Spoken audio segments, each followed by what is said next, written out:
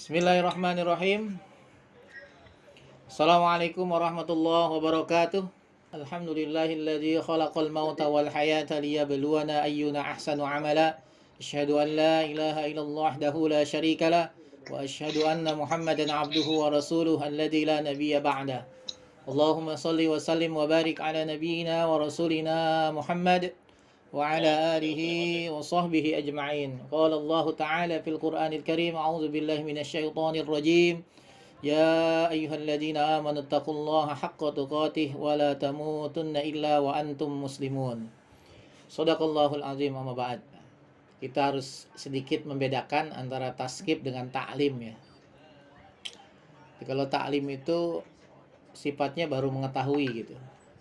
Tapi kalau taskib itu sebenarnya peningkatan ya, lebih dari tahu gitu ya. Maka nanti kan terbentuk kata sakofah gitu ya, sakofah gitu.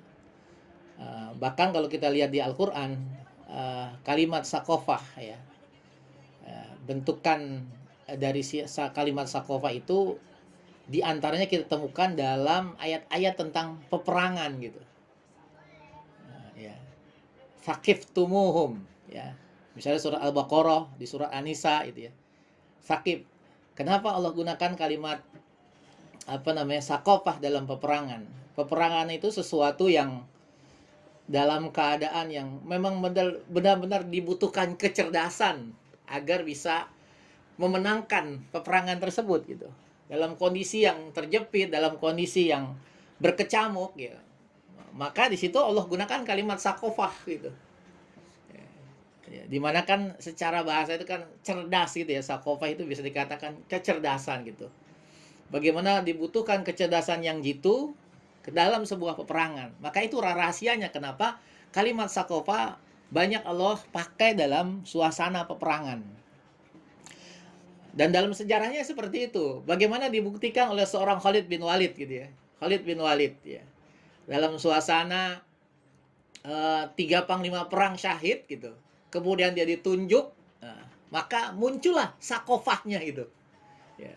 Kecerdasannya dalam memanage peperangan ya, dalam memandu, memimpin pasukan yang tentu secara secara moral, secara mental itu bisa jadi turun pada saat itu gitu. Turun. Kenapa? Panglima perangnya syahid ya. Zaid bin Harisa, Ja'far bin Abu Thalib ya, bin Abi Thalib, Abdullah bin Rawaha kan itu. Barulah kemudian ditunjuk seorang Khalid bin Walid seperti itu. Nah, artinya ketika antum menggunakan kalimat taskib gitu, ini ada sebuah peningkatan sebenarnya gitu. Tidak sekedar tahu gitu. Harusnya gitu. Nah, jadi kalau tema besarnya sebenarnya memperkuat dan memperkokoh dakwah di tengah pandemi COVID-19 ya. Gitu. Maka kita ingin memulai taskib kita ini, bahasan taskib kita ini dari firman Allah Subhanahu wa taala dalam surah Al-Ankabut. Surah Al-Ankabut. Ayat 1 sampai ayat 3. Ketika Allah berfirman, "A'udzubillahi minasyaitonirrajim. Bismillahirrahmanirrahim. Alif Lam Mim. Ahasiban nasu an yutraku an yaqulu amanna wa hum la yuftanun. Walaqad fatanna alladhina min qablihim فَلَيَعْلَمَنَّ اللَّهُ الَّذِينَ صَدَقُوا وَلَيَعْلَمَنَّ الْكَاذِبِينَ. Alif Lam Mim. Ahasiban nasu ay yutraku ay yaqulu amanna wa hum la yuftanun. Apakah manusia mengira bahwasanya mereka dibiarkan hanya dengan mengatakan kami telah beriman, sementara mereka belum diuji? Orang yang mengaku beriman belum diuji oleh Allah Subhanahu wa taala. Maka kata Allah selanjutnya, walaqad fatanna alladziina min qablihim. Sungguh kami telah menguji orang-orang sebelum mereka. Fala ya'lamanna Allahu alladziina shadaqu wa la ya'lamanna al-kadzibin. Maka Allah pasti mengetahui orang-orang yang benar dan pasti mengetahui orang-orang yang dusta. Ya. Maka Dr. Wahbah Zuhaili dalam tafsirnya Al-Munir, saya ringkas menjadi 3. Kata beliau, fiqhul haya, fiqhul ahkam wal haya. Fikih kehidupan dan fikih hukum dalam 3 ayat ini di antaranya. Yang pertama kata beliau, ad-dunya darul ibtila wa ikhtibar gitu. Wa taqlib bisyaki minal a'mal gitu. Kata beliau, dunia adalah tempatnya ujian. Ya, tempatnya ujian. Ya. Dan dunia juga tempatnya pembebanan amal dengan sesuatu yang berat. Wa taqlib bisyaki minal a'mal. Jadi satu amal yang berat tempatnya beramal. Beban untuk melakukan amal. Bahkan amal yang sifatnya masyaqqah gitu. Sulit. Itu kata beliau. Ini sifat dunia. Darul ibtila wa ikhtibar wa taqlib bisaki minal a'mal. Kemudian yang kedua kata beliau adalah al-ibtila sunnah. Gitu. Fi khalqi. Ujian yang kedua dulu, ujian adalah sunnah yang berlaku pada ciptaan Allah Subhanahu wa taala gitu. Dan menjadi kebiasaan yang terjadi pada hamba-hambanya yang terpilih gitu ya. Jadi, dunia ujian, dunia tempat pembuatan amal, kemudian ujian itu sunnatullah. Pasti akan Allah berikan kepada siapapun dari ciptaan Allah Subhanahu wa taala. Wabil khusus hamba-hamba Allah. Dan itu menjadi kebiasaan yang terjadi, yang Allah berlakukan kepada hamba-hambanya gitu. Lalu yang ketiga kata Dr. Wahbah Zuhaili, pelajaran dari ayat ini, tujuan dari ujian itu untuk menampakkan kejujuran.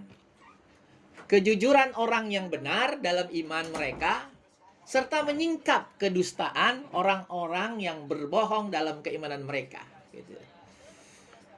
Jadi mereka berani mengatakan iman, ya, sementara mereka belum diuji. Nah, untuk mengetahui iman mereka itu benar atau bohong, maka Allah berlakukan ujian. Maka sebuah kepastian yang namanya ujian itu. Untuk menyingkap akan kebenaran atau kedustaan bagi pernyataan imannya itu.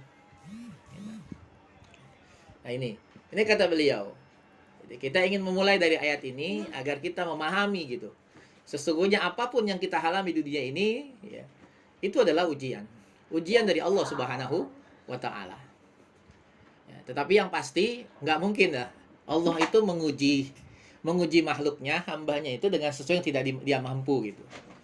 Sekarang logikanya sederhana saja kan. Ya, nggak mungkin lah murid TK dikasih ujian soal SD, nggak mungkin. Itu manusia ya. Manusia saja nggak mungkin. Seorang guru yang dia manusia nggak mungkin memberikan ujian kepada murid yang masih TK itu dengan soal SD, nggak mungkin. Begitu juga nggak mungkin anak SD dikasih soal SMP, dan nggak mungkin soal SMP, anak SMP, murid SMP dikasih soal SMA, nggak mungkin. Nah itu manusia, apalagi Allah yang tahu persis akan manusia gitu. Nggak mungkin Allah berikan sesuatu yang melebihi kemampuan manusia. Nah, itu yang harus kita pahami, paling mendasar seperti itu. Banyak orang mengeluh dengan ujian ini gitu. Karena apa? Dia belum jalanin secara maksimal, tapi dia sudah ngeluh duluan. Seperti itu. Maka ujian itu yang sekarang ini sedang berlangsung, sebagai tadi katakan tadi, yaitu wabah COVID-19 gitu ya. Jadi sebenarnya di kajian kita tentang moderasi Islam, bagaimana kita bisa bermoderat dalam setiap keadaan, ya. Maka khususnya tentang masalah COVID ini, ya, harusnya seorang Muslim tidak melihat wabah ini sebagai langsung nomor satu itu konspirasi pikirannya gitu, ya, konspirasi gitu dan lain sebagainya. Harusnya oh ini sesuatu kan yang namanya bentuk ujian itu diantaranya kan musibah. Ini kan namanya musibah. Musibah itu adalah sesuatu yang menyakitkan kita, sesuatu yang tidak kita sukai. Maka dalam sebuah hadis itu disebutkan, ada seorang sahabat pernah beliau berkunjung ke rumah Rasulullah SAW satu malam. Ya, ketika itu sudah malam, suasana sudah gelap, ya, tapi sudah lampu di rumah Rasul sudah dinyalakan. Tapi tiba-tiba lampu di rumah Rasul itu padam. Ketika lampu di rumah Rasul itu padam, maka sahabat ini mendengar Rasulullah mengucapkan apa? Inna lillahi wa inna ilaihi raji'un. Gitu. Kaget sahabat ini. Loh, mati lampu kok ngucapin itu gitu. Ngucapin inna lillahi gitu. Maka kata Rasulullah, ya, sesungguhnya sesuatu yang tidak mengenakan, sesuatu yang menyakitkan, ya, bagi seorang muslim, yang menimpa seorang muslim, itulah yang disebut dengan musibah. Nah, makanya harusnya kita, sikap kita sebagai seorang mukmin, sebagai seorang muslim, ketika kita mendapatkan ujian berupa wabah ini, innalillahi wa inna ilaihi rajiun. Tidak perlu mengatakan ini konspirasi, gitu. Itu saja yang kedepankan, walaupun Ana sering sampaikan, nggak menutup kemungkinan itu yang namanya konspirasi gitu. Tetapi jangan dilihatnya itu, gitu ya. Yang ada di mindsetnya itu saja. Sehingga dia tidak punya, tidak berhati-hati dalam menghadapi seperti itu. Ini ujian dari Allah Subhanahu Wa Taala, gitu. Maka seharusnya orang-orang yang biasa konten dalam membahas tentang akhir zaman, fitnah akhir zaman, seharusnya bisa memahami tentang ujian ini. Gak usah kaget dengan ujian COVID, dengan kalau memang mereka memahami ini adalah sebuah konspirasi. Itulah akhir zaman, dunia menuju akhir zaman, memang banyak fitnahnya. Ya. Artinya pas dengan kajian yang disampaikan selama ini, memang fitnahnya semakin banyak menuju akhir zaman. Ya. Harusnya seperti itu. Maka anak pribadi terkadang heran dengan yang mengkaji tentang, menyampaikan tentang akhir zaman dengan fitnahnya yang luar biasa gitu. Tetapi begitu kaget pada saat terjadi wabah COVID seperti ini. Gitu. Ini kan sebenarnya pemanasan aja. Nanti akan ada fitnah yang lebih dahsyat lagi pada saat munculnya Dajjal kan seperti itu. Ini sebagai tadribat lah. Ya, sebagai latihan buat kita menghadapi wabah fitnah berupa COVID ini. Ya, sebenarnya seperti itu. Maka sekali lagi secara khusus ketika kita bicara ini tujuannya adalah untuk mengetahui yang jujur dan dusta dalam dakwahnya gitu. Apakah dengan adanya wabah COVID ini semakin menguatkan ya mobilitas dia dalam berdakwah atau semakin berkurang? Kemudian hanya memikirkan diri dan keluarganya saja. Sementara dia tidak memikirkan lingkungan, mad'u yang membutuhkan banyak bantuan kan seperti itu. Itu bisa diketahui, bisa kelihatan. Kalau mereka lebih fokus dengan urusan pribadi mereka, gitu. Ya. Sementara mereka lupa dengan tugas mereka sebagai dai, sebagai kader dakwah, maka di sini bisa ketahuan untuk mengetahui orang yang jujur dan dusta dalam dakwahnya. Gitu. Secara khusus buat kader dakwah. Harusnya justru pandemi ini dimanfaatkan untuk meningkatkan mobilitas dalam dakwah, gitu. Bukan justru kendor dan lain sebagainya. Ya, kalau mau kita ibaratkan lagi, menghadapi COVID ini seperti sebuah peperangan gitu. Maka saya mengibaratkan seperti itu agar kalau kita ini menghadapi sebagai sebuah peperangan, maka jangan banyak berdebat gitu. Ya, masalah sudah di depan mata dan itu harus diatasi. Jangan sampai kita berdebat di antara kita. Nah, itu kan panduan dari Allah surat Al-Anfal. Ya ayyuhalladzina amanu idza laqitum fi'atan fasbutu wadhkurullaha katsiran la'allakum tuflihun. Kan gitu. Kalau kamu bertemu dengan musuh di medan perang, fasbutu. Gitu, seperti itu. Sabatkan dirimu. Kemudian ingat Allah banyak-banyak agar kamu dapat kemenangan. Wala tanazau fatafshalu wa tadhhabu rihukum. Jangan kamu berbantah-bantahan gitu. Ayo mengambil peran sebagai kader dakwah gitu. Jangan justru kita diam atau bahkan mungkin bisa jadi menyalahkan kawan-kawan kita yang lain.